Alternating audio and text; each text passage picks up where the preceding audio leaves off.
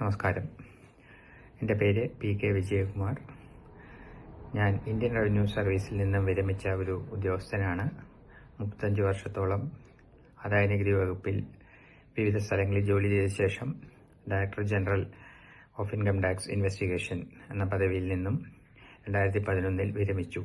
അതിനുശേഷം insurance ഓംബുഡ്സ്മാനായും central vigilance കമ്മീഷന്റെ കീഴിൽ ഇൻഡിപെൻഡന്റ് എക്സ്റ്റേണൽ മോണിറ്ററായും ജോലി ചെയ്തിരുന്നു.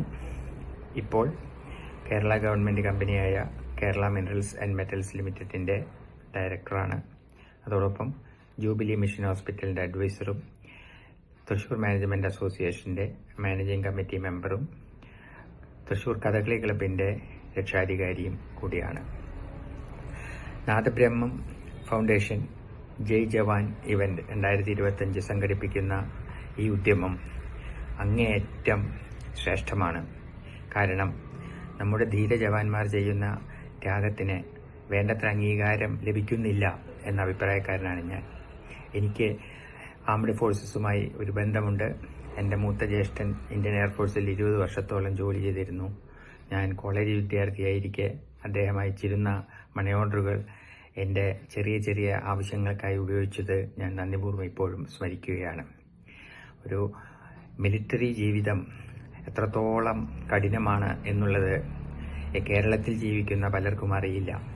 അപ്പോൾ അവർക്ക് മിലിറ്ററിയെക്കുറിച്ചും മിലിറ്ററി ജീവിതത്തിൻ്റെ കഷ്ടതകളെക്കുറിച്ചും ദുരിതങ്ങളെക്കുറിച്ചും ബോധമുണ്ടാക്കുന്നതിന് ഇത്തരം പരിപാടികൾ വളരെയധികം സഹായിക്കുന്നു. അതോടൊപ്പം 2 പേരെ ഈ അവസരത്തിൽ ആദരിക്കുന്നതായി അറിയുന്നു. ശ്രീമതി ജലജ വിശ്വനാഥൻ, അതുപോലെ Shri IL Devasi. Shrimati Jalaja Viswanathan lieutenant colonel വിശ്വനാഥന്റെ പത്നിയാണ്. അദ്ദേഹം കാർഗിൽ യുദ്ധത്തിൽ തന്റെ ജീവൻ ബലിയർപ്പിച്ചു. ശ്രീ ദേവസി പല യുദ്ധങ്ങളിലും ഇന്ത്യക്ക് വേണ്ടി പോരാടി ഇപ്പോൾ വിശ്രമ ജീവിതം നയിക്കുന്നു.